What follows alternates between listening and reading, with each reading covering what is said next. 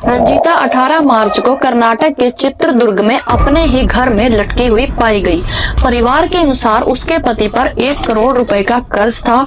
रंजीता का पति एक इंजीनियर था जो क्रिकेट मैचों पर सट्टा लगाने का शौकीन था और 2021 में आईपीएल में बड़े दांव लगा रहा था।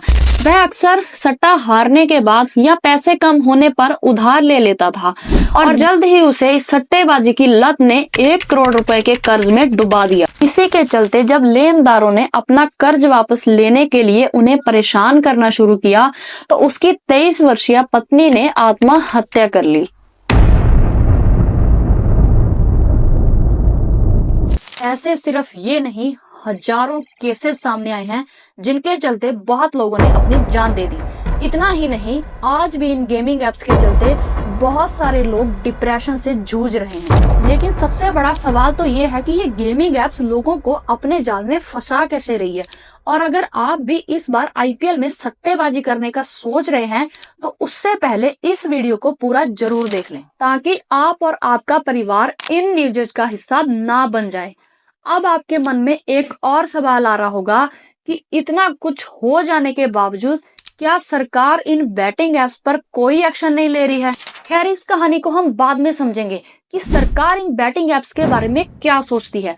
उससे भी पहले हमारे लिए ये जानना बेहद जरूरी है कि ये आईपीएल और बैटिंग एप्स का पूरा फंडा है क्या। आइए इस पूरे फंडे को समझने के लिए शुरू से शुरू करते हैं। बात है सन 1985 की, जब एक लड़का अपनी पढ़ाई अमेरिका की यूनिवर्सिटी में कर रहा होता है। एक दिन वह अपने दोस्तों के साथ $10,000 का कॉकिन खरीदने जाता है। बेचने वाला कॉकिन तो नहीं देता बल्कि बंदूक की नोक पर सारे पैसे छीन लेता है।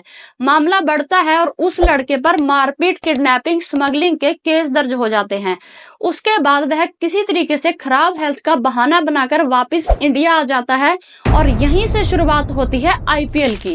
जी हाँ, ये लड़का कोई और नहीं बल्कि आईपीएल का जन्मदाता ललित मोदी है, जिसने 2008 में आईपीएल की शुरुआत की है और यहीं से आईपीएल का खेल शुरू हो जाता है।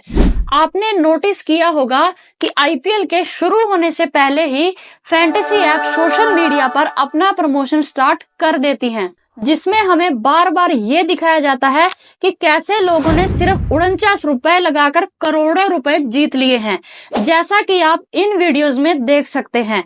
इतना ही नहीं, आपके फेवरेट क्रिकेटर से भी प्रमोशन करवाया जाता है और बहुत सारे महान यूट्यूबर भी चंद पैसों के लिए इन फैंटेसी एप्स का प्रमोशन करते हैं। इन सब का सबसे बुरा असर तो टीनेजर्स पर पड़ता है। वैसे तो ये फैंटेसी एप्स दावा करते हैं कि इसमें 18+ लोग ही हिस्सा ले सकते हैं, लेकिन आज के जमाने में फोन तो छोटे छोटे बच्चे भी यूज करते हैं, तो वह अपने माँ बाप की आईडी का यूज करके इसमें सट्टेबाजी करना स्टार्ट कर देते हैं। एज कम होने के कारण आसानी से इनके जाल में तो फंसते ही हैं बल्कि बड़े बड़े लॉसेस भी खाते हैं, जिसका नतीजा ये निकलता है कि उसके बाद आत्महत्या या डिप्रेशन का शिकार हो जाते हैं। इसका एक एग्जाम्पल ये देख लो, इस न्यूज ने तो मेरे होश ही उड़ा दिए। एक छोटी सी उम्र का लड़का बैटिंग ऐप में पूरे 96 लाख रुपए हार गया। टीवी पर ऐप का ऐड देखने के बाद उसने बीटेक करने के लिए रखे गए पैसे का इस्तेमाल जुआ खेलने के लिए किया। जैसे जैसे जुए की लत बढ़ती गई, उसने कर्ज लेकर खेलना स्टार्ट कर दिया। अंत में सब कुछ खो दिया, कंगाल हो गया। आज उसका परिवार भी उससे बात नहीं करता। चिंता की बात तो ये है कि एक रिपोर्ट के अनुसार भारत का ऑनलाइन जुआ और बैटिंग बाजार 2024 में 6.9 बिलियन अमेरिकी डॉलर का था और 2033 तक 16.83 बिलियन तक पहुंचने की उम्मीद है, जिसमें युवाओं की संख्या बढ़ती जा रही है। जैसे ही आईपीएल शुरू होता है, युवाओं की लहर आईपीएल को लेकर बहुत ही एक्साइटमेंट हो जाती है। 2023 में लगभग 340 मिलियन इंडियंस ने आईपीएल से संबंधित बैटिंग एप्स में हिस्सा लिया था, जिसमें 60% तो यूथ शामिल था। खैर, हमें कमाई हो या नुकसान, इससे इन फैंटेसी एप्स को क्या मतलब, ये खुद तो दबा के कमा रहे हैं। 2023 में आईपीएल के दौरान ड्रीम 11 ने 28 बिलियन रुपए से भी अधिक की कमाई की और हैरानी की बात तो ये है कि इसमें 65% तो छोटे शहरों के लोग शामिल थे। 2024 में जब आईपीएल चल रहा था तो लास्ट वीक आने तक सैकड़ों लोगों ने इसमें सट्टेबाजी करके लाखों रुपए गवा दिए थे। इसी के चलते एक न्यूज चैनल सालार न्यूज ने गरीबी रेखा से नीचे के लोगों से बात की, जिसमें ये सामने आया कि एक रेस्टोरेंट कर्मचारी जो 20,000 रुपए मंथली कमाता था, उसने बताया कि शुरू में वह मजे लेने के लिए सट्टेबाजी करता था, लेकिन जब उसको इसकी लत लग गई तो उसने अपने दोस्तों और रिश्तेदारों से उधार ले लेकर पूरे 2 लाख रुपए का कर्ज कर लिया और पूरा पैसा हारने के बाद अब उसको ये समझ नहीं आ रहा कि ये कर्ज कैसे चुकाऊं। आईपीएल की सट्टेबाजी ने लोगों को अपनी लत इतनी ज्यादा लगा दी है कि अब लोग इसमें सट्टेबाजी करने के लिए अपनी गाड़ियां तक गिरवी रख देते हैं। चलकेरे के एक फाइनेंसर हरीश ने कहा कि मेरे पास 50 से ज्यादा 2 पहिया वाहन और 15 कारें हैं जिन्हें आईपीएल में सट्टेबाजी करने वाले लोगों ने मेरे पास गिरवी रखा है और मुझे पूरी उम्मीद है कि अब वे अपनी गाड़ियां कभी वापस नहीं ले जा पाएंगे। चलिए अब बात करते हैं सरकार की। सरकार कहाँ है और ये क्या कर रही है? इतना सब कुछ हो जाने के बावजूद ये दिखाई क्यों नहीं दे रही है? एक बात मैं आपको क्लियर कर दूं, इस मुद्दे पर ये कभी दिखाई देगी भी नहीं। मुझे पता है ये सुनकर आपको शॉक जरूर लगा होगा। चलिए इसको भी जरा डिटेल से डिस्कस करते हैं। इतना तो आपको पता होगा कि भारत में जुआ पुराने जमाने से ही चलता आ रहा है। पहले लोग डाइस, चौपर या 25 खेला करते थे। आपने पढ़ा होगा महाभारत के समय भी जुआ खेला जाता था, जिसमें पांडवों ने अपना सब कुछ गवा दिया था। इसके बाद 16वीं सेंचुरी में अकबर बादशाह के समय मुर्गों की फाइट पर पैसा लगाया जाता था। इसके बाद इंडिया में ब्रिटिशर्स की एंट्री होती है। इन्होंने हॉर्स रेसिंग क्रिकेट इंट्रोड्यूस किया और लोगों ने इसमें भी गैम्बलिंग करना स्टार्ट कर दिया। इसी समय पर लोगों ने गैम्बलिंग हाउसेस भी बना दिए, जिनके चलते लूटपाट मारपीट के केसेस सामने आने लगे। इन्हीं सबसे तंग आकर 25 जनवरी 1867 को ब्रिटिशर्स ने एक एक्ट पास किया जिसका नाम था दी पब्लिक गैम्बलिंग एक्ट 1867। ये जो कानून बनाया गया था ये बेसिकली गैम्बलिंग हाउसेस को बंद करने के लिए बनाया गया था।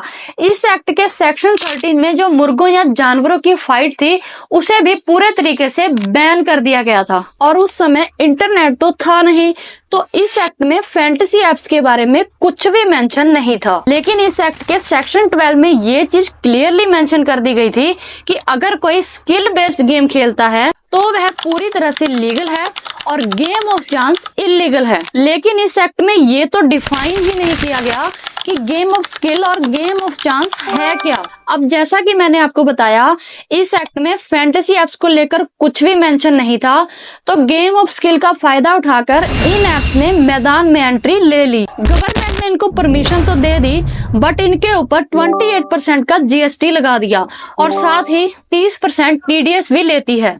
मुझे लगता है अब आपको इस बात का जवाब तो मिल गया होगा कि गवर्नमेंट तो खुद चाहती है कि आप इन फैंटेसी एप्स पर आकर सट्टेबाजी करते रहें और सरकार और फैंटेसी एप्स दबाकर कमाई करते रहें। चलिए इसको एक छोटे से एग्जांपल से समझते हैं। मान लीजिए 5 प्लेयर्स हैं, पांचों ने 100 रुपए दिए, 500 रुपए इकट्ठे हुए। इसमें सबसे पहले लगता है 28% जीएसटी, अब बचते हैं 360 रुपए। उसके बाद 20% फैंटेसी एप्स का ओनर भी लेता है, जो कि बनता है 72 रुपए। अब बचे 288 रुपए। अब ये मिलना चाहिए उसको जो बंदा खेल रहा है, लेकिन जैसा कि मैंने आपको बताया कि गवर्नमेंट 30% टीडीएस भी काटती है, तो 30% टीडीएस कटने के बाद बचता है 201.6 रुपए।